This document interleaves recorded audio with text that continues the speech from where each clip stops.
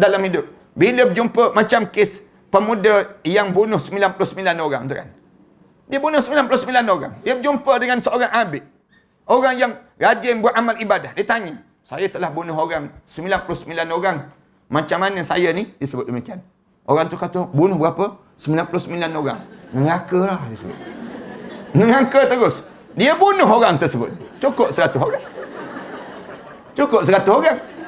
Lepas 100 orang, dia pun rasa resah lagi. Dia pun tanya orang, macam mana saya ni, saya bunuh 100 orang dah. Orang ramai kata pergi berjumpa dengan orang alim tu. Kata, jumpa dengan orang alim. Orang alim tu, dia akan cerita pada kamu. Dia pun beritahu pada orang alim tu. Orang alim kata, besarnya rahmat Allah ini mengatasi dosa-dosa kamu. Besar rahmat Allah ni kan.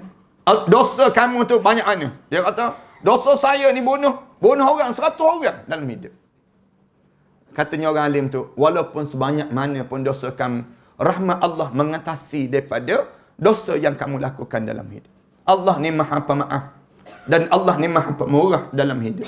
Silap macam mana pun dalam hidup ni, kamu minta ampun pada Allah, Allah ampun dosa kamu. Selagi mana kamu nyawa.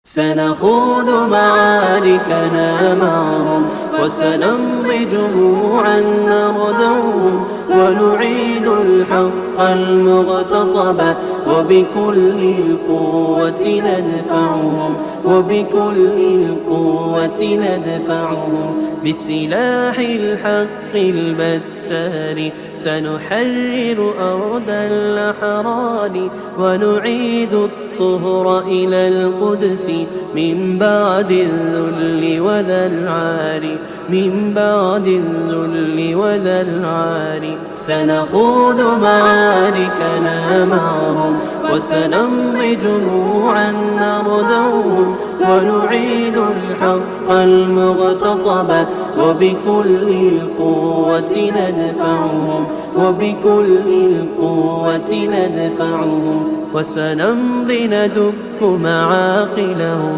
بدبيل دام يقلقهم وسنمحو العار بأيدينا وبكل القوة نردعهم وبكل القوة نردعهم سنخوض معاركنا معهم وسنمضي جموعا نردعهم ونعيد. Bismillahirrahmanirrahim. Alhamdulillahirabbil alamin. Wassalatu wassalamu ala asyrafil anbiya'i wal mursalin wa ala alihi wa sahbihi ajma'in. Subhanaka la ilma lana illa ma 'allamtana innaka antal alimul hakim. Rabbi shrah li sadri wa yassir li amri wahlul 'uqdatam min lisani yafqahu qawli. Ya alim 'allimna min ilmika kama tarda bihi 'anna. Ya Halim khalikna bi khuluqil hilmi wa haqqikna bi haqa'iqil ilmi. Allahumma alimna ma jahilna wa zakkirna ma nasina. Allahumma yassir wa la tu'assir wa tammim bil khair, amma ba'd. Para hadirin yang dihormati sekalian, pertamanya kita syukur pada Allah. Tajuk yang kita bincangkan pada hari ini pun sama juga, mengenai tajuk mengharapkan keampunan Allah pada hari kiamat. Di saat mana kita memerlukan sangat yang disebut dengan keampunan daripada kesilapan kita. Sebenarnya yang nak dapat yang keampunan Allah sebegini ni, ulama-ulama sebut mestilah kita di atas dunia ni sentiasa dalam keadaan merendah. Jangan kita menyombong, jangan. Tetapi kita belajar untuk kita jadi orang yang kita rasa diri kita ni tak ada apa-apa. Jangan kita rasa kita ada apa-apa. Bila kita rasa kita ada apa-apa, senang kata, yang menyebabkan kita ni senang untuk jadi sombong. Senang untuk kita ni membesar diri. Akhirnya payahlah kita dapat keampunan Allah. Keampunan Allah ni yang kita perlu sangat daripada diri kita. Terutama waktu mana kita sampai di perkampungan akhirat Allah. Tak ada dah perkampungan lain. Kecuali perkampungan yang satu tu je yang kita kena sampai. Iaitu di padang mahsyar Allah Subhanahu Wa Taala. Bila kita sampai di padang mahsyar, kita nak sangat supaya Allah ampunkan semua kesilapan kita. Ini tajuk yang kita bincangkan ini. Masih lagi cerita tentang suasana orang yang dihumban ke dalam neraka, kemudian ditarik dengan keampunan Allah untuk dimasukkan ke dalam syurga. Tapi walaupun nak masuk syurga tu, ada juga lagi yang sombong pada mereka tersebut. Ada di kalangan mereka demikian. Ini cerita yang disebut oleh Hilal bin Sa'id berkata. Hilal bin Sa'id dia sebut, diperintahkan Allah Ta'ala untuk mengeluarkan dua orang lelaki daripada neraka. Satu peristiwa yang terjadi di dalam neraka tu, Allah perintahkan dua orang lelaki keluar untuk dijadikan cerita. Nak dijadikan satu peristiwa yang patut kita ambil pengajaran pada kita semua. Bila dia keluar saja daripada neraka, Allah berfirman pada keduanya. Allah mula sebut pada kedua ni, bagaimana tempat tinggal yang kamu semua lihat? Kamu nampak macam mana? Kamu nampak sekarang bila keluar. Ditanya pada pemuda tu, kamu nampak tempat dalam syurga ni macam mana? Lalu pemuda ni, keduanya mereka menjawab tempat tinggal yang buruk disebut. Dia gambarkan demikian, tempat tinggal yang buruk. Sama ada dia sebut tentang neraka yang buruk, ataupun digambarkan tentang syurga tu yang buruk. Cuma tak dijelaskan lah. Bila sebut begitu, Allah Ta'ala berfirman, itu adalah apa yang dilakukan oleh kedua tangan kamu semua. Sebab apa kamu masuk neraka? Sebab kedua tangan kamu tu lah. Yang kamu nampak jadi buruk tu, syurga tu kenapa? Sebab kedua tangan kamu juga. Senang ceritanya. Kamu tak nampak benda tu baik. Kamu nampak benda tu buruk juga pada diri kamu. Kerana kesan daripada diri kamu. Kamu masuk neraka tu pun sebab kedua tangan kamu. Kemudian kamu nampak syurga ni pun sebab nampak buruk syurga ni pun kedua tangan kamu juga. Disebut demikian. Aku tidak melakukan aniaya kepada para hamba aku. Allah Subhanahu Wa Taala sebut, aku tak aniaya hamba-hamba aku ni. Kemudian diperintahkan untuk mengembalikan mereka ke neraka. Dah elok, dah patut masuk dalam syurga, tiba-tiba dikembalikan. Allah kata balik semulalah mereka ni kena dalam neraka. Disuruh demikian. Salah seorang daripada mereka berpaling dan yang lain melambatkan pergerakan. Seorang tu paling terus jalan terus nak masuk dalam neraka lah. Nak dihumban dalam neraka balik. Seorang lagi jalan perlahan balik. Letih nampak. Layu baliklah dia, sepatutnya semangat dah masuk syurga balik ni. Patutnya demikian. Maka diperintahkan untuk memanggil mereka kembali dan bertanya keadaan mereka. Panggil balik. Mereka, katanya Allah, panggil balik lah. Nampak macam tak bermaya nak masuk neraka ni. Kemudian dalam keadaan begitu dipanggil balik mereka. Orang yang berpaling berkata, aku telah memberitahu keadaan orang yang penuh kemaksiatan dan aku tidak mahu mengemukakan pada kamu buat kali kedua kalinya. Ini orang yang paling tadi. Yang jalan laju tu dia kata, aku dah tahu dah maksiat memang kesudahan neraka lah. Dia senang pada dia. Orang yang melambat-lambatkan pergerakan pula berkata, aku bersangka baik pada kamu ya Allah, agar kamu tidak mengembalikan aku ke neraka sesudah mengeluarkan aku daripada sana. Yang aku ni ya Allah, aku ni jadi lambat je balik ni, nak dihumban balik ke neraka ni kenapa? Kerana aku bersangka baik dengan kamu ya Allah. Sekarang aku dah bersangka baik dengan kamu. Aku bersangka baik supaya aku tidak dikembalikan balik ke neraka. Lalu Allah keduanya diperintahkan masuk ke dalam syurga Allah Subhanahu Wa Taala, ditangguhkan balik daripada dihumban dalam neraka ni. Allah sebut dua-dua ni masuk balik dalam syurga Allah Subhanahu Wa Taala. Alhamdulillah selamat. Tapi jangan kita jawab moga-moga kita lah tu kata tu. Jangan kita pula jawab demikian. Moga-moga kita lah tu yang dua orang tu, jangan. Nak sebutnya keadaan yang berlaku di suasana di neraka tu berbagai-bagai keadaan manusia yang betul-betul mengharapkan keampunan Allah. Yang dia nak supaya Allah lah yang boleh menyelamatkan dia daripada suasana keadaan yang berlaku itu. Penulis mengatakan bahawa riwayat ini diriwayatkan secara marfu' oleh Tirmizi, Abu Isa dengan makna daripada Abu Hurairah daripada Rasulullah sallallahu alaihi wasallam. Ini riwayat hadis lah. Hadis ni sampai tak sampai pada Rasulullah disebut marfu' sampai, bukan mauquf yang terputus, tidak. Baginda bersabda, ada dua orang lelaki yang masuk neraka amat kuat jeritannya. Rasulullah cerita ada satu lagi peristiwa dalam neraka, dua orang dihumban ke dalam neraka tu dalam keadaan menjerit sekuat mungkin jeritan dia. Maka Allah Ta'ala berfirman, keluarkanlah mereka berdua. Allah Ta'ala sebut, keluar mereka berdua. kuat sangat bertempik ni. Bertempik meraung dalam neraka. Keluar mereka berdua ni. Lalu mereka keluar. Mereka dikeluarkan. Ditanya pada mereka, mengapa kamu semua menjerit dengan amat kuat? Maknanya demikian. Kamu ni orang lain, padan-padan sudahlah. Bertempik yang kamu ni meraung sehabis-habis raungan ni. Kenapa kamu jadi demikian? Mereka menjawab, kami melakukan agar kamu mengasihi kami, ya Allah. Dia sebut demikian. Kenapa bertempik ni? Nak suruh kamu kesian pada kami lah, ya Allah. Kalau tak bertempik macam ni, kamu tak pandang pada kami. Yang menyebabkan dia pun bertempik meraung sekuat mungkin. Bila tanya kenapa meraung sekuat mungkin ni? Dia jawab, nak suruh Allah pandang pada kami. Allah Ta'ala berfirman, aku merahmati kamu semua dengan mengeluarkan kamu semua. Maka cari tubuh kamu semua di dalam neraka tu. Lalu yang ni alim ulama kata maknanya, bila keluar tu, tak keluar sekali dengan tubuh tu, tak. Tapi keluar tubuh yang lain. Dia panggil. Tubuh yang ada tu, tak dalam neraka. Cuba cari balik. Lalu keduanya pergi mencari tubuh mereka. Salah seorang menemui tubuhnya dan dijadikan tubuh itu, dia pegang tubuh itu dingin dan selamat. Sedangkan yang lain tidak menemui tubuhnya.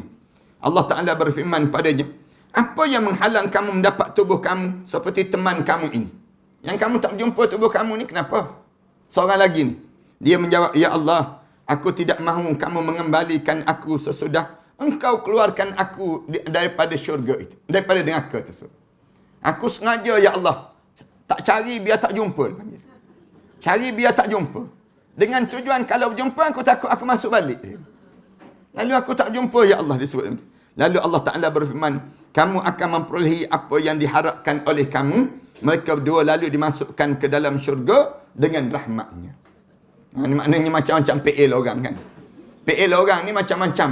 Yang Allah gambarkan suasana bila ada yang digambarkan oleh Rasulullah sallallahu alaihi wasallam ditunjuk dalam hadis ni, ada orang yang perangai macam ni. Ada yang jumpa, cari badan, jumpa badan dia, sejuk je. Badan dia ni, dia dah keluar dah. Dia dah keluar dah. Tapi bekas-bekas dia tu ada lagi. Ada seorang tu tak berjumpa. Allah tanya, kenapa tak berjumpa? Dia kata, aku tak nak kalau berjumpa, aku kena masuk balik. Dia sebut demikian. Supaya aku ni tak masuk balik, lalu dalam keadaan demikian, aku dijadikan sebegini. Lalu Allah Subhanahu Wa Taala sebut, kamu berdua masuklah dalam syurgaku dengan rahmat aku.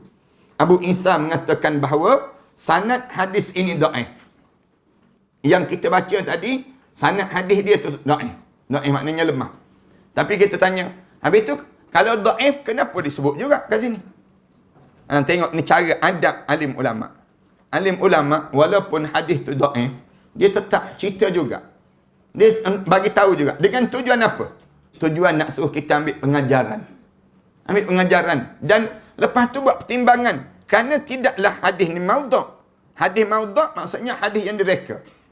Tapi hadis ni di sudut sanad dia dhaif, kekuatan dia.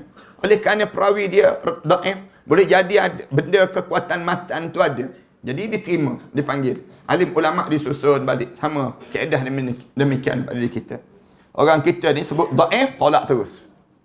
Dhaif tolak terus. Kita ni tak terus, tak boleh terima, dia sebut demikian. Oh, macam dia pakar sangat hadis, dia panggil. Yang Imam Qurtubi ni seolah-olah tak reti, dia panggil demikian. Ni dia letakkan demikian. Tak, alim ulama disusun. Dia ada kekuatan tersendiri dalam kita yang belajar ni kitab-kitab ini sendiri. Sebab tu ada hadis yang kita berjumpa dengan hadis dhaif. Hadis yang kadang-kadang hadis yang gharib. Hadis, tapi dalam keadaan begitu, alim ulama anggap itu hadis yang mesti kita letakkan pada diri kita untuk selagi mana dia tidak bercanggah dengan akidah, boleh guna ke tak boleh guna? Boleh guna. Boleh beramal. Tambah-tambah dalam fadail a'mal. Tak jadi masalah pada diri kita demikian. Faham ke tak faham, buat faham lah dia. Macam termenung sikit ni. Mereka berdua lalu dimasukkan ke dalam syurga dengan rahmatnya. Abu Isa mengatakan bahawa sanad hadis ni dhaif kerana berasal daripada Rashidin bin Sa'ad, daripada Abi An'am Al-Afriqi, seorang Afrika yang mempunyai kedudukan lemah dalam kalangan ahlul hadis. Nah ni mereka di kalangan ahlul hadis tu, dia kata orang ni tak kuat. Pandangan dia lemah sangat di kalangan ahlul hadis. Orang-orang yang ahlul hadis ni maknanya orang yang menghafal hadis, paling-paling tidak dia ada 10,000 hadis dalam kepala dia. 10,000 dia tu, hadis ni, bukan hadis je, Quran dah 30 juzuk dalam kepala. Quran 30 juzuk, kemudian hadis 10,000. 10,000, paling-paling tidak 10,000 hadis. Dengan ani Rasulullah sallallahu alaihi wasallam. Sanad dia tu sampai pada Rasulullah sallallahu alaihi wasallam. Satu anak sebut, dekat Malaysia ni, kalau ada orang kata dia pakai hadis, dia bohong, dia panggil. Dia pembohong, pembohong besar. Dia membohong orang. Kenapa dia bohong? Kerana dia sendiri hadis pun dia tak hafal. Kemudian dalam masa yang sama Al-Quran pun dia tak hafal. Dia membohong, ada orang ramai. Yang ni satu pengkhianatan terhadap ilmu hadis. Ahli hadis, orang yang ahli hadis ni dipanggil di kalangan ahli hadis, orang yang meriwayat hadis macam ni pun mereka tolak lagi. Padahal dah riwayat dah, tapi tolak lagi kedudukan. Kerana dia ni tak termasuk di kalangan dianggap orang yang ahlul hadis, orang yang masyhur dalam meriwayatkan hadis. Nak jaganya kedudukan demikian. Kita ni sampai berkelahi-kelahi di Malaysia kita ni. Isu benda-benda yang demikian, mengaku orang tu mengaku, aku pakai hadis, saya pakai hadis. Kita tanya, mana bukti kamu pakai hadisnya? Tak ada. Bukti mana? Mana sijil, mana yang menunjukkan pengiktirafan? Tak ada. Kamu hafal ke hadis? Tak hafal. Habis itu macam mana nak sebut pakai hadis, yang mengaku pakai hadis di kalangan kita ni? Sebab tu kita kata, belajar pun tidak. Belajar daripada kulit ke kulit pun tidak. Patutnya orang belajar, orang yang mengaku pakai hadis ni, dia kena belajar daripada muka surat tamu sampai Sunan Sittah tu, belajar semua tu. Semua 6 sunan. Tapi tak belajar pun. Tak pernah belajar. Pergi celup sikit, dapat PhD ke, dapat master ke, mengaku pakai hadis tu. Tipu terang-terang di kalangan kita demikian. Diriwayatkan daripada Anas radhiyallahu anhu, daripada Nabi sallallahu alaihi wasallam, baginda bersabda, Allah Subhanahu wa taala berfirman, keluarkan daripada neraka orang yang pernah menyakitiku sehari dan takut padaku di suatu tempat. Hadis ini dipanggil gharib. Hadis ni dianggap gharib, katanya Imam Qurtubi. Tapi ulama-ulama yang lain dia berpandangan lain pula. Tapi Imam Qurtubi dia kata hadis ni merupakan hadis yang gharib. Abu Naim Al-Hafiz daripada Ishaq bin Suwaid berkata, aku menemani Muslim bin Yasar ke Mekah selama setahun. Aku menemani dia. Aku tidak mendengar bercakap sepatah kataan pun sehingga kami tiba di Iraq. Ada orang yang jalan tak cakap sepatah pun. Tak cakap sepatah kataan pun, kecuali sampai di Iraq baru cakap. Dia sebut demikian. Dia teman. Ini pelik-pelik kan orang-orang zaman sebelum daripada ni. Yang warok tu warok sungguh, tak bercakap dengan orang. Dia diam je. Selawat je. Mulut dia tu zikir pada Allah dia. Cakap dengan yang teman dia tu pun dia tak bercakap. Sepatah kataan pun dia tak bercakap. Selama setahun, dia cerita, aku tidak mendengarnya bercakap sepatah kataan pun sehingga kami tiba di Iraq. Tak dengar. Kalau kita tak berjalan dah dengan macam ni, kena pelepuk je orang tersebut. Kita sebut demikian. Ada kepatut jalan tak tegur, sepatah pun tak tegur. Dia berkata, telah sampai riwayat kepadaku bahawa seorang hamba akan dibawa pada hari kiamat dan berdiri di hadapan Allah Ta'ala. Allah Subhanahu Wa Ta'ala berfirman, lihatlah kebaikannya. Lihatlah kebaikannya. Lalu dilihat kebaikannya, tetapi tidak diperolehi satu pun kebaikan. Cari kebaikan. Dikatakan lagi, lihat keburukannya. Lalu keburukannya dilihatkan, maka terdapat keburukan yang banyak padanya. Bila jadi demikian, lalu dia diperintahkan masuk ke neraka. Bila diperintah masuk neraka, dia lalu pergi ke neraka. Tetapi dia berpaling. Allah Ta'ala berfirman, kembalikan dia kepada aku. Dia berjalan nak pergi tu, tiba-tiba dia paling balik. Lalu Allah tanya balik, kembalikan balik dia pada aku. Lalu bila balik, lalu dia tanya, mengapa kamu berpaling? Dia menjawab, wahai Tuhanku, ini bukan sangkaanku terhadap kamu dan juga harapanku pada kamu, seperti keraguan Nabi Ibrahim AS. Dia kata, orang tu kata, ya Allah, aku ni tak sangka langsung lah nak kena masuk neraka. Senang bahasa dia ni. Yang aku sangka, aku ni masuk syurga. Yang aku sangka ni aku masuk syurga. Tapi aku diarahkan masuk neraka. Lalu, bila Allah Subhanahu, aku sangka kamu ni pemurah dengan aku. Kamu ni pemurah dengan aku. Lalu Allah Subhanahu Wa Taala jawab, kamu ni benar. Kamu benar. Lalu diperintahkan dia kembali masuk ke dalam syurga Allah. Maknanya, mengharapkan tu pada Allah tu besar. Sampai peringkat harapan tu pun, kita letak satu harapan pada Allah. Untuk kita ni masuk syurga, pun layak masuk dalam syurga Allah SWT. Tu nak sebut sampai tahap tu lah. Allah Subhanahu Wa Taala letakkan pada hamba ni. Allahu Akbar. Kita ni sangka buruk je pada Allah. Yang tu yang jadi rosak tu. Yang nak sebut banyak kali kan. Di antara benda yang kena jaga sangat, sangka baik pada Allah. Sangka baik pada Allah. Jangan buruk sangka pada Allah. Ramai orang kita ni, dia jadi menyalahkan Allah. Segala-galanya nak salahkan Allah. Kenapa aku, ya Allah, aku kena sakit. Orang lain tu tua pada aku tak sakit-sakit. Dia sebut demikian. Kenapa aku, ya Allah? Dia mula, kenapa aku? Kena hidup begini. Dia menyalahkan Allah. Orang lain semua hidup bahagia. Tak sebagaimana aku.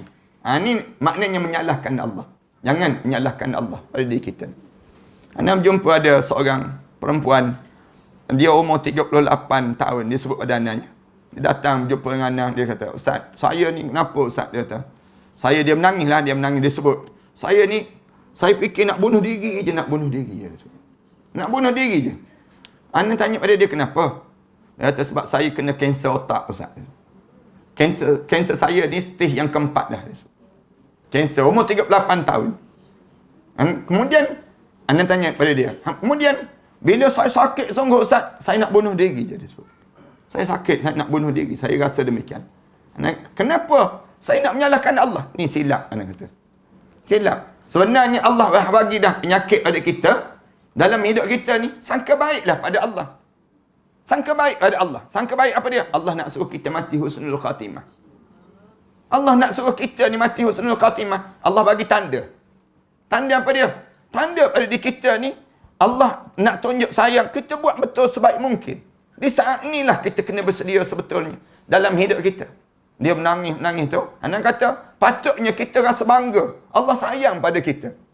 Bagi peluang pada kita ni. Untuk kita sedar. Bila masa kita nak menghadap depan Allah. Yang kita bimbang, kalau Allah tarik umur kita, di saat mana kita tak bersedia. Semua kita ni akan mati kan? Anda sebut. Saya akan mati, Puan akan mati, semua akan mati. Cuma bila dan ketika mana? Yang saja dalam hidup kita. Kemudian, untuk apa kita nak bunuh diri? Kita senang nak masuk neraka Allah. Kita sebut ada dia. Dia pun menangis. Habis tu nak buat macam mana Ustaz? Baca doa. Rasulullah ajar pada kita sebut. Raditu billahi rabbah. Wa bil islami dina. Wa bi Muhammadin nabiyyan wa rasulah. Ini kalimah yang kita mengukuhkan jiwa kita. Jangan kita ni, jadi kita ni nak menyalahkan Allah. Segala benda pada diri kita, bila kita salahkan Allah, pada diri kita, bahayanya apa dia? Terhumban ke neraka kita. Bahayanya pada diri kita ni. Buruk sangka pada Allah. Jangan demikian. Berbaik sangkalah pada Allah. Letaklah semua benda yang terjadi dalam hidup kita ni. Alhamdulillah Allah bagi benda ni pada aku. Allah bagi nikmat ini dalam hidup aku. Allah bagi sebegini pada diri aku. Alhamdulillah. Jangan kita ni duduk, kenapalah aku tersalah kahwin dengan mamat ni. Kita hanya seorang-seorang. Kenapalah aku terjadi begini dalam hidup. Kenapa kita nak menyalah? Nak menyalah apa? Sebutlah Alhamdulillah. Alhamdulillah hidup kita. Allah lalui perjalanan hidup kita sebegini untuk kita berjumpa dengan Allah dalam keadaan Allah suka dengan kita dan kita suka dengan ketentuan Allah. Kita ni kan pelakon-pelakon je atas muka bumi ni. Semua benda Allah dah susun dah. Semua Allah dah atur dah. Orang ni aku bagi begini. Orang ni aku bagi begini. La yukallifullahu nafsan illa ma ataha. Allah sebut demikian. Aku tidak bebankan seorang itu kecuali memang sesuai dengan apa yang aku bagi pada dia.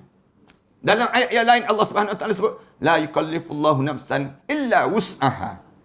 Illa wus'aha ni maknanya memang dia mampu pun pikul dalam hidup dia. Jadi kenapa yang kamu nak salahkan Allah dalam hidup kamu? Berbaik sangka pada Allah. Letak apa dia? Aku ni jahat macam mana pun aku nak syurga Allah. Macam mana pun hidup aku ni, bagaimanapun pengalaman lalu yang aku lalui dalam hidup aku sebelum daripada ni, aku nak pastikan aku ni ahli syurga Allah. Ini demikian. Tengok hamba Allah ni. saat mana dia sedang berjalan nak masuk dalam dihumban ke dalam neraka tu, dia boleh sebut lagi. Allah tanya, kenapa kamu paling? Dia kata, aku tak sangka aku kena masuk neraka, ya Allah. Yang aku ni, sangkaan aku pada kamu, ya Allah, aku ni ahli syurga. Dia sebut demikian. Bila dia sebut saja begitu, Allah sebut, kamu benar. Kamu benar. Sangkaan kamu tu bagus. Menyebabkan kamu dibawa balik malaikat, masukkan dia dalam syurga Allah SWT. Kadang-kadang kan, kita cakap dengan anak-anak kita kan. Kita sebut anak-anak kita kan. Kadang-kadang ada benda yang nakal yang dia buat dalam hidup dia. Kita sebut dia, kita ni, Abi tak expect langsung kamu jadi macam ni. Yang kita jangka, kamu anak yang soleh. Kamu anak yang soleh. Dia pun rasa, yalah, kenapalah terbuat benda yang tak baik. Maknanya kita demikian dalam hidup kita. Kita sangka pada setiap orang ni benda yang baik. Saya sangka, saya tak nampak yang kamu ni ada perangai yang buruk. Saya nampak kamu perangai yang baik. Tiba-tiba kenapa boleh terjadi buat benda yang ni? Pada kita demikian. Dia akan betulkan balik. Orang lain semua sangka baik untuk diri kita. Tapi kalau kita tambahkan, kita burukkan dia. Kamu ni memang perangai macam ni. Patut pun kamu. Sebut demikian. Dia lain. Perasaan dia kata memang aku patut pun kena buat macam ni. Tapi kalau kita kata, kamu tak patutlah buat macam ni. Kenapa? Semua orang sangka kamu ni orang yang baik. Kamu daripada keturunan yang baik. Daripada keluarga yang baik. Tiba-tiba takkan nak buat benda yang tak baik sebegini. Kita pun betulkan balik. Oh iyalah. Aku ni, mula kita nampak balik keturunan kita, keturunan yang baik. Keluarga yang baik. Hidup yang baik. Dan kita tak patut untuk kita nak buat benda yang tak baik dalam hidup kita. Hadis ini dimarfu'kan oleh bin Al-Mubarak daripada Amra bin Malik bahawa Fadalah bin Ubaid dan Ubadah bin As-Samit radhiyallahu anhu mengatakan bahawa Rasulullah sallallahu alaihi wasallam bersabda, jika kiamat tiba dan Allah Subhanahu wa taala telah selesai menetapkan keputusan para makhluknya, maka tinggallah dua orang lelaki dan mereka diperintahkan masuk ke neraka. Tinggal dua orang lelaki dimasukkan ke dalam neraka. Salah seorang daripada mereka berpaling. Maka Allah berfirman padanya, kembalikanlah dia. Waktu mana nak masuk dalam neraka tu, seorang tu paling tak nak tengok neraka. Tak nak tengok neraka. Ni cerita-cerita yang suasana yang berlaku di neraka Allah. Nak masuk neraka tu. Seorang tu, daripada dua orang lelaki tu nak masuk neraka tu, seorang tu paling. Bila paling, maka Allah berfirman padanya, kembalikanlah dia. Balik semula dia. Jangan masuk neraka. Lalu dikembalikan. Allah bertanya kepada dia, mengapa kamu berpaling? Dia menjawab, aku berharap engkau masukkan aku ke dalam syurga. Aku paling ni, kerana apa dia? Kerana nak suruh kamunya masukkan aku dalam syurga. Dalam syurga. Dia menyebabkan, bila sebut saja begitu, dia lalu diperintahkan masuk ke syurga. Setelah itu baginda bersabda, Tuhanku telah memberi kurnia kepadanya, sehingga meskipun seluruh penghuni syurga makan daripadanya, sedikit pun ada padaku tidak berkurangan. Mereka berdua berkata, waktu mana Rasulullah sallallahu alaihi wasallam menyampaikan hadis ini, jika itu tak betul, ketika mana Rasulullah sallallahu alaihi wasallam menyampaikan hadis ini, maka terpancarlah kegembiraan pada wajah baginda itu sendiri. Waktu mana Rasulullah cerita tentang hadis ini, rahmat Allah tu sampai peringkat betul-betul nak masuk neraka dah. Tapi dia paling tak nak tengok neraka. Dia paling tengok jalan ke syurga. Bila dia paling nak masuk ke syurga tu, Allah sebut, tarik dia masuk mula dalam syurga. Bila demikian, lalu Allah Subhanahu wa taala sebut, aku berharap bila masuk. Kenapa kamu paling? Dia jawab, kerana aku ni letak dalam harapan aku ni mati masuk syurga. Aku mati masuk syurga. Tiba-tiba kena masuk neraka. Aku nak. Lalu Allah SWT sebut, masukkan dia dalam syurga kerana ada yang diletak harapan tadi dalam jiwa dia untuk ke syurga Allah SWT. Sebab tu yang nak sebut, binalah jiwa kita ni perasaan untuk kita ni ke syurga Allah.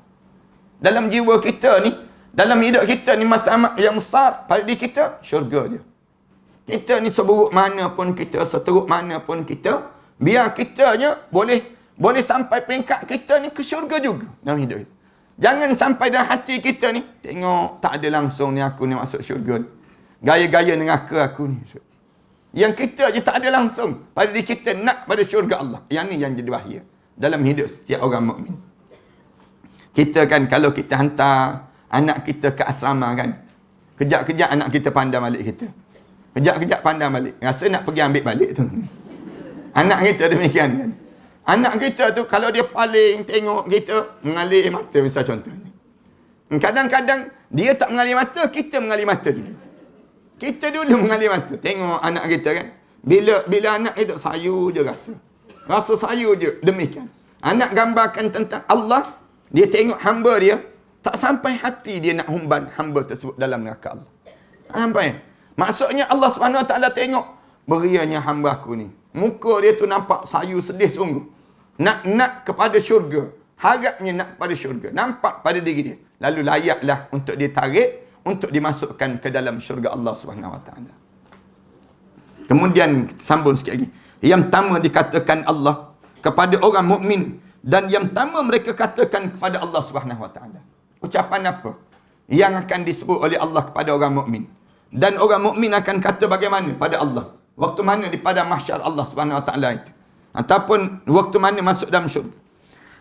Abu Daud At-Tailisi meriwayatkan daripada Abdullah bin Al-Mubarak daripada Muaz bin Jabal bahawa Rasulullah sallallahu alaihi wasallam bersabda, Rasulullah sebut, jika kamu semua mahu, maka aku akan memberitahu pada kamu semua yang pertama dikatakan Allah kepada orang mukmin pada hari kiamat, dan yang pertama mereka katakan kepada Allah.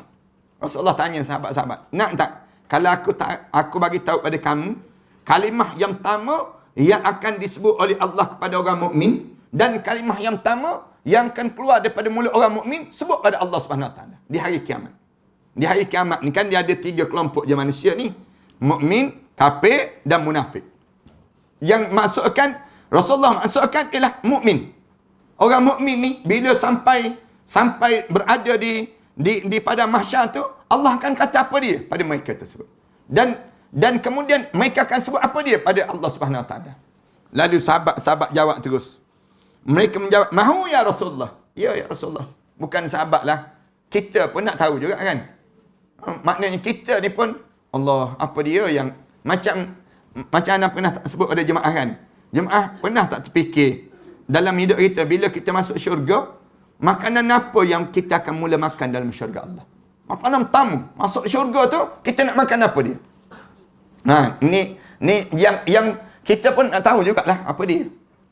Di kalangan kita. Sama juga dengan yang ni.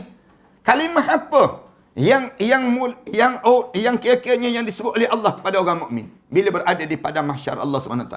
Lalu sahabat-sahabat jawab, ya Rasulullah. Baginda sallallahu alaihi wasallam bersabda, Allah Taala berfirman kepada orang mukmin. Bila sampai pada mahsyar, Allah sebut pada orang mukmin, adakah kamu semua menyukai pertemuan dengan aku? Allah tanya, kamu suka tak datang? Jumpa dengan aku ni suka tak? Allah tanya soalan demikian. Lalu orang mukmin jawab, benar ya Allah, kami terlampau suka. Benar ya Allah, kami suka nak jumpa dengan Allah. Hidup ni nak jumpa dengan Allah. Kita kan dalam jiwa kita ni yauma alqaq, hari yang berjumpa dengan kamu ya Allah. Bila nak jumpa, kerana kita hidup ni menjadi hamba pada Allah. Nak tahulah siapa dia Allah, bagaimana Allah pada diri kita ni, nak sangat berjumpa dengan Allah. Lalu orang mukmin jawab, ya. Allah berfirman, apa yang membuat kamu semua berkata demikian? Yang kamu sebut begitu tu kenapa? Allah tanya balik. Mereka menjawab, kemaafan kamu ya Allah. Kami kenal kamu ya Allah kerana kemaafan kamu. Kamu ni pemaaf ya Allah. Yang kedua, rahmat kamu. Yang kedua, kerana rahmat kamu. Kami tahu dah, belas kasihan kamu tu mengatasi segala-galanya ya Allah. Yang ketiga, keredaan kamu ya Allah. Orang mukmin jawab. Yang ketiga, kami nak tahu sangat ni, apa dia? Keredaan kamu. Redanya kamu ya Allah pada kami ini ya Allah. Bila sebut saja gitu, Allah berfirman, aku memberi rahmatku kepada kamu semua wahai orang mukmin. Bila sebut saja begitu, syurga terus. Orang mukmin. Orang mukmin bila Allah tanya, suka tak jumpa ni? Suka.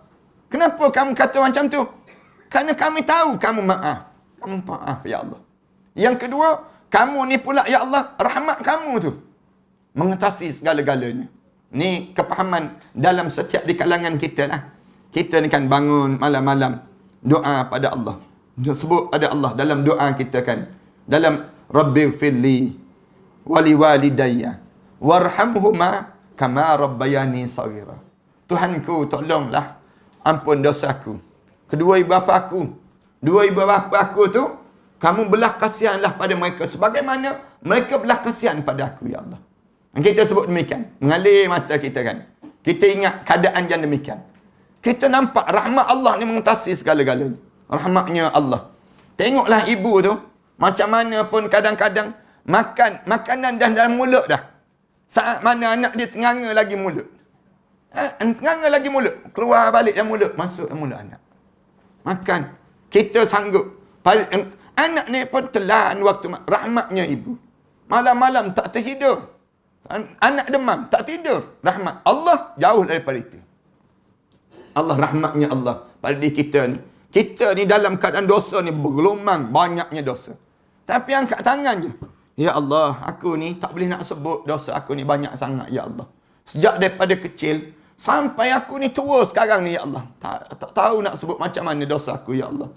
Cuma aku nak sebut, tolong ampunkanlah dosa aku, ya Allah. Nitik air mata kita. Nitik air mata kita tu, kita sebut ujung tu. Yang aku nak sebut satu je, ampunkanlah dosa aku, ya Allah. Nitik tak air mata kita dengan.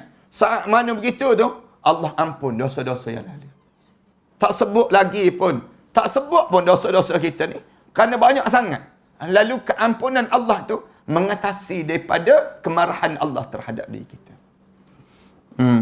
Memurahnya Allah. Kan kita tak dapat keadaan yang sedemikian rupa. Kecuali kita jadi orang mukmin. Orang mukmin ni, dia akan rasa nikmatnya dalam hidup. Dengan kerahmatan Allah dalam kehidupan ini. Kemudian demikian juga. Lalu Allah firmankan, aku memberi rahmatku kepada kamu semua. Semua kita dimasuk syurga kerana rahmat Allah. Mudah-mudahan kita semualah insya-Allah. Abu Nu'aim Al-Hafiz meriwayatkan daripada Ma'mar, daripada Zaid bin Aslam, bahawa seorang lelaki daripada umat terdahulu amat taat beribadat. Namun suka membuat manusia putus asa daripada rahmat Allah Ta'ala. Kuat ibadat tapi menyebabkan, tapi ni perangai dia hanya satu je. Menjadikan orang putus asa dengan rahmat Allah. Cakap, tengok Allah tak sayang pada kita kan. Asyik kita je yang kena. Tengok dia kuat amal ibadah tapi memutuskan rasa kebergantungan pada Allah dalam hidup setiap di kalangan orang lain. Kemudian dia meninggal dunia. Orang ni meninggal dunia.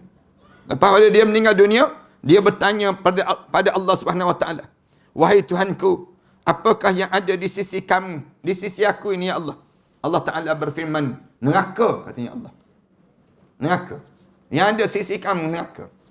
Bila sebut saja begitu, dia bertanya, bagaimana dengan ibadah dan kesungguhan aku dahulu? Bagaimana ibadah yang aku buat dahulu?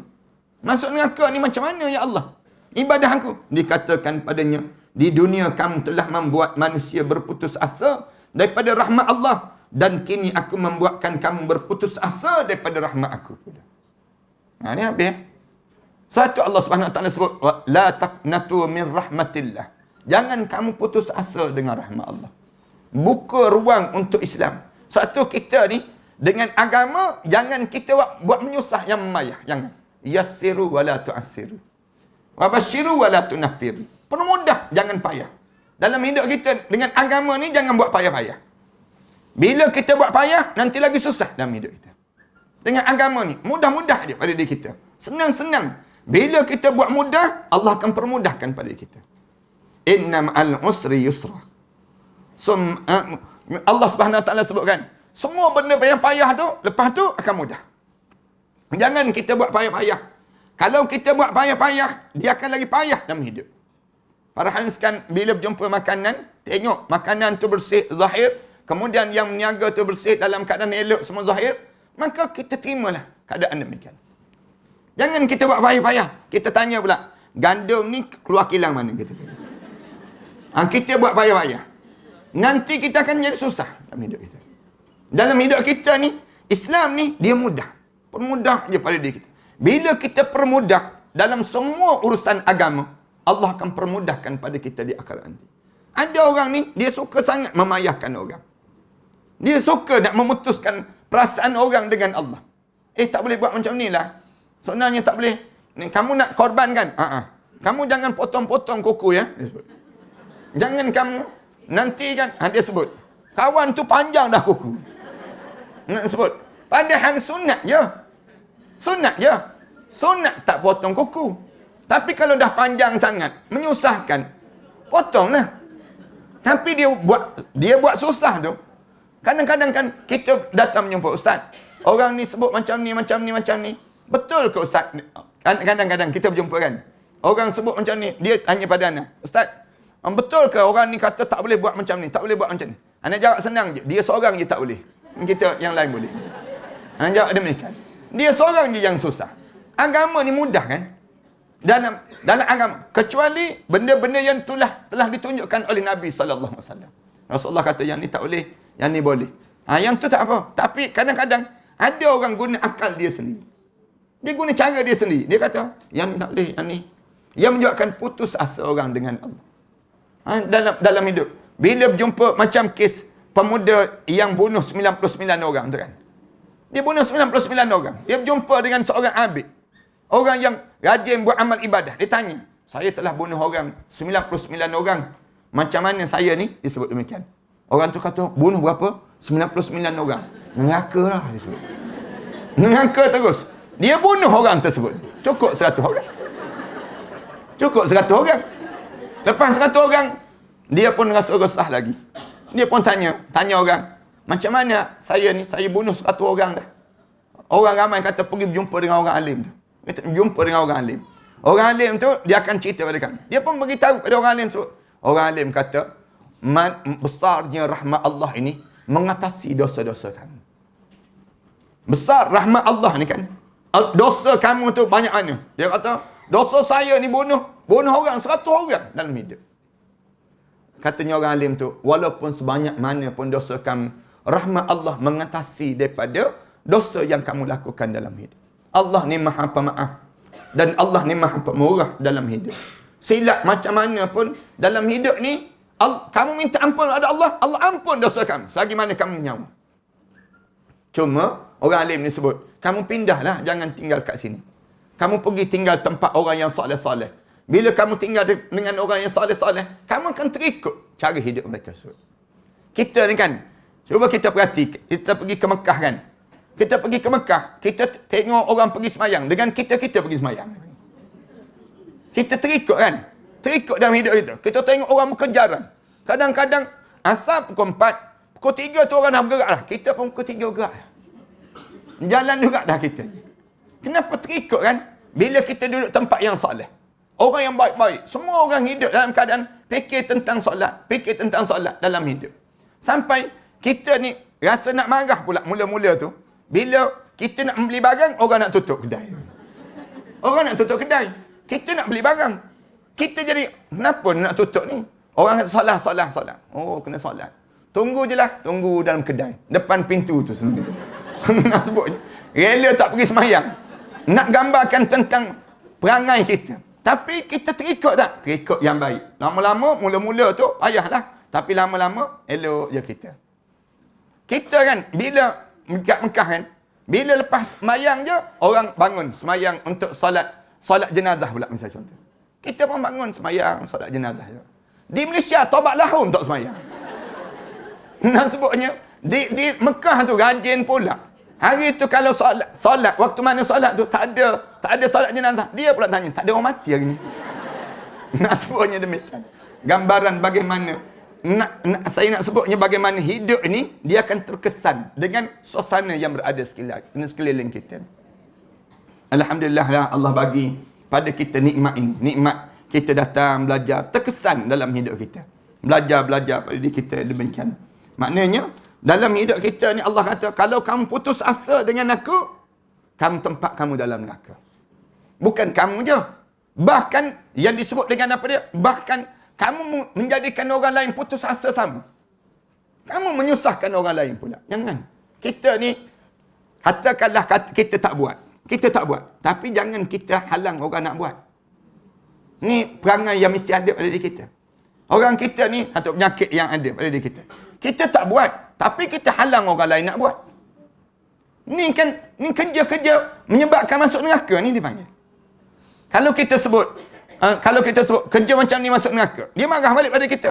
Engkau jadi AJK jawatan kuasa kecil neraka ke? Dia sebut demikian. Sedap nak menerakakan orang, dia sebut demikian. Kita kata bukan kita sebut, Allah sebut dalam hadis Rasulullah sallallahu alaihi wasallam. Cerita demikian. Bila kamu memutus asakan orang putus asa dalam hidup. Kan ada orang kita ni elok orang susun majlis-majlis ilmu. Kemudian kita guna kuasa kita kata tak boleh majlis ilmu ni. Saya tak benarkan, tak ada permit, disebut demikian. Kita halang. Kita kata orang semua dah susun dah, elok dah. Tiba-tiba kita nak halang. Kita nak halang pula. Dia kata, tak kisah. Yang penting saya kuasa saya disebut. Dia sebut ditunjuk kuasa dia demikian. Tunggu dia di akhirat, tunggu. Orang lain putus asa kerana apa dia? Kerana kamu yang mengajar orang supaya berputus asa dengan Allah. Dan kamu tak nak dengar kuliah. Kamu jangan halang orang pula nak buat kuliah. Ni perangai orang panggil. Perangai yang buruk yang ada di kalangan sebahagian di kalangan kita. Allahu Akbar. Salam pada orang macam tu. Sebaik nak suruh dia ingat sikit neraka tu. Dia bertanya bagaimana dengan ibadah kesungguhan aku. Dia katakan, di dunia kamu telah membuat manusia berputus asa daripada rahmat Allah. Dan kini aku membuat kamu berputus asa daripada rahmat aku pula. Andai sangat kamu atas dunia dahulu. Muqatil mengatakan bahawa Ali bin Abi Talib berkata, orang yang faqih adalah orang yang tidak menjadikan manusia berputus asa daripada rahmat Allah. Entah dunia ni, kita menggalakkan orang. Bagi galakkan pada orang. Allah sayang pada kita semua. Allah buka peluang untuk diri kita. Jangan buat macam ni. Bila kita buat macam ni, menyebabkan Allah akan jauh daripada kita. Buka ruang. Itulah orang yang faqih. Orang yang tahu tentang bagaimana hidup ini mendapat rahmat Allah. Dan tidak bertolak ansur bagi mereka untuk melakukan kemaksiatan pada Allah. Tapi dalam bab maksiat, dia tidaklah. Maksudnya, dia bertolak ansur dalam bab maksiat tersebut. Dia buka ruang. Bila orang datang pada dia, saya ni dosa macam ni. Saya buat macam ni. Ada peluang tak saya taubat? Ya, ada peluang. Kita jawab demikian. Kita tak perlu pula kita je kata, kita kata tak ada peluang. Dosa banyak sangat kamu. Kita sebut demikian. Kamu tak layak dan demikian. Tak. Dan dia jangan terlibat sama dalam buat maksiat pada Allah Subhanahu Wa Taala. Untuk melakukan kemaksiatan pada Allah Subhanahu Wa Taala itu sendiri. Kemudian syurga dipagari kesusahan, perkara yang dibenci, sedangkan neraka dipagari dengan syahwat yang perkara yang disukai. InsyaAllah kita sambung pada akan datang nantilah. InsyaAllah ya. Dan lepas pada raya insyaAllah. Lepas raya dan lepas balik haji. Ana balik dalam 20 hari bulan insyaAllah. Sampai dah. Tak lama sangat dah, pergi dalam 14 hari, 15 hari begitu je. InsyaAllah. Mudah-mudahan Allah permudahkan urusan ini dan Allah jadikan kebaikan pada kita.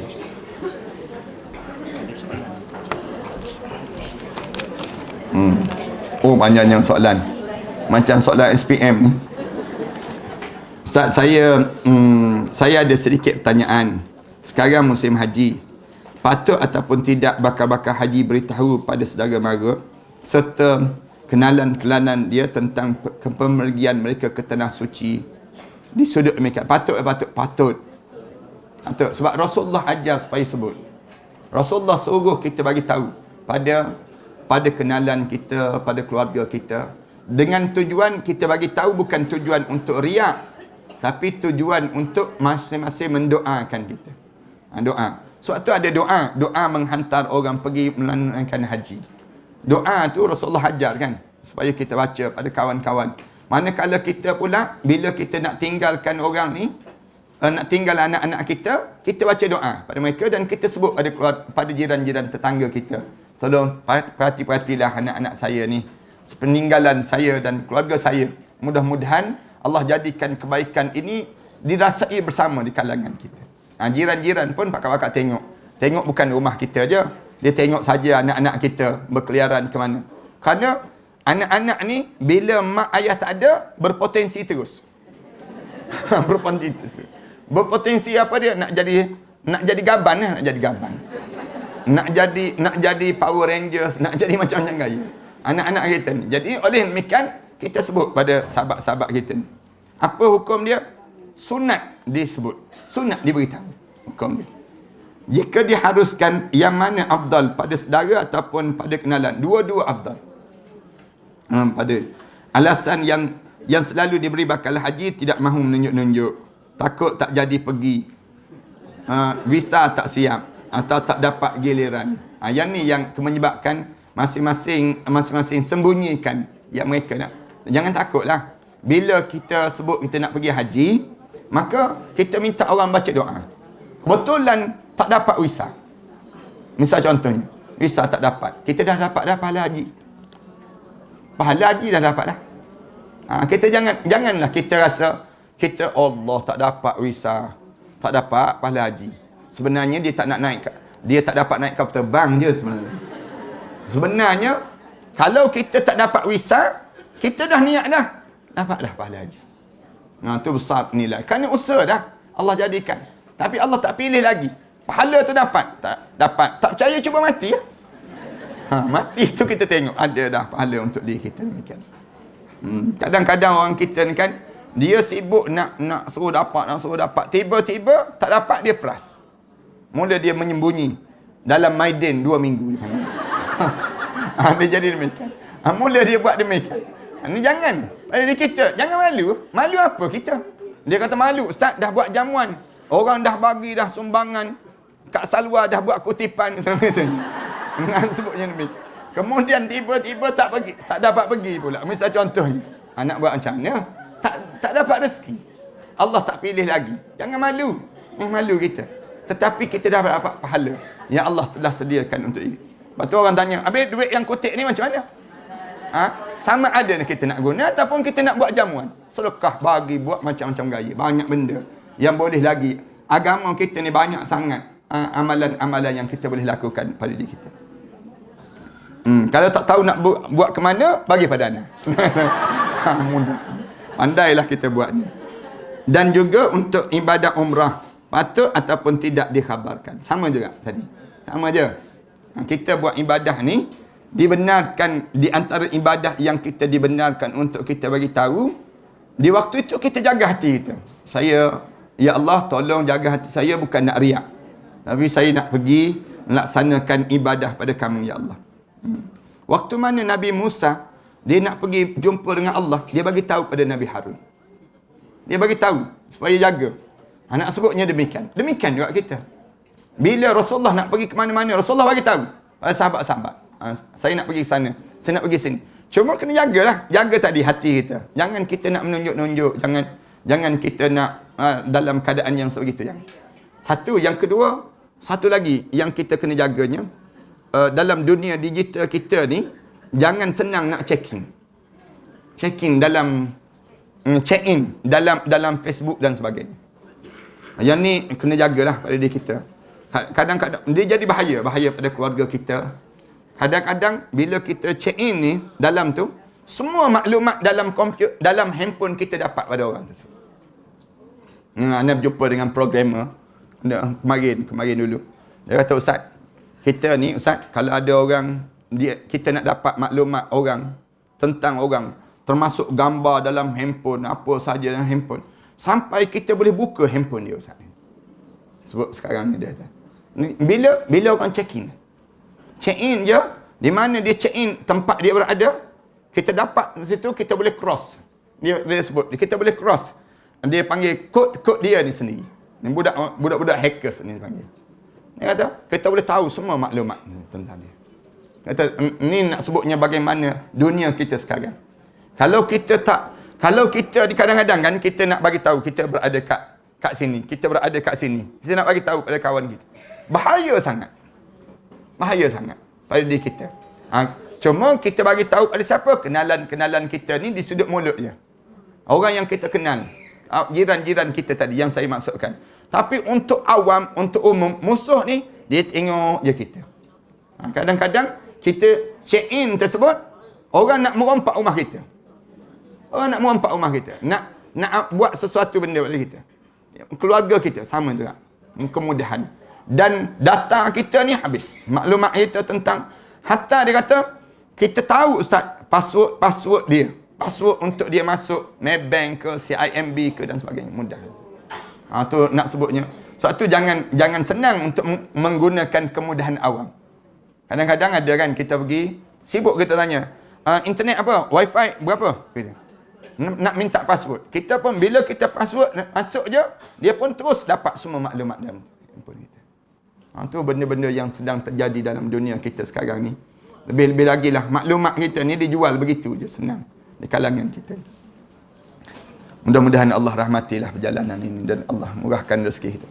Yang keduanya, anak-anak sebut juga sekolah Hana ni masih kita buka pula peringkat yang kedua ni dipanggil college untuk anak-anak yang habis dah 30 juzuk Al-Quran Karim. Mereka habis 30 juzuk, kemudian mereka belajar dengan Hana sekarang. Ada lebih kurang 10 orang yang belajar untuk mereka ni sendirinya belajar untuk tafsir Al-Quran. Belajar macam mana nak takhrijul hadis, nak keluarkan hadis. Macam mana nak istinbat hukum. Belajar anak-anak ni, kita ajar mereka menjadi pendakwah. Kita suruh mereka bercakap, belajar, berlatih, kemudian susun bahasa-bahasa dan sebagainya. Anak harap supaya lepas pada ni ramai anak-anak yang ada 30 juzuk Al-Quran, faqih dan alim. Dan mereka boleh ditumpang ilmu mereka sebut. Mereka duduk dengan anak ni lebih kurang setahun ni. Tahun ini, tahun depan mereka sambung pula belajar lagi, buat SPM, ambil SPM dan sebagainya. Kemudian menyambung terus ke peringkat universiti dan sebagainya. Jadi anak harap supaya kalau jemaah-jemaah yang ada kelapangan rezeki, tolonglah pakak-pakak tanggung anak-anak ni belajar. Tanggung ni taja mereka belajar tersebut. Anak perlukan tajaan pada seorang pelajar tu, nanti jemaah-jemaah dapatkan di belakang nantilah insya-Allah ada ustazah yang mengurus urusan ini. 10 orang je. 10 orang ni kalau kita pakak-pakak tanggung sejaklah. InsyaAllah mudah-mudahan kebaikan pada kita. Bismillahirrahmanirrahim. Alhamdulillahirabbil alamin. Wassalatu wassalamu ala asyrafil anbiya'i wal mursalin wa ala alihi wa sahbihi ajma'in. Rabbana iftah bainana wa baina qaumina bil haqq wa anta khairul fatihin. Rabbana zalamna anfusana wa illam taghfir lana wa tarhamna lanakuna minal khasirin. Rabbana wa tub alaina innaka antat tawwabur rahim. Rabbana atina fid dunya hasanah wa fil akhirati hasanah wa qina adzaban nar. Sallallahu ala Muhammad wa ala alihi wa sahbihi wasallam. Alhamdulillahirabbil alamin.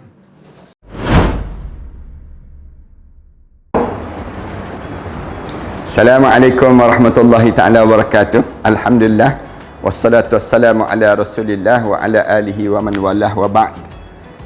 Sahabat-sahabat sekalian, bangunan yang saya berada ini merupakan bangunan yang kita bercadang untuk mewakafkan, dan kita beli dan kita wakafkan.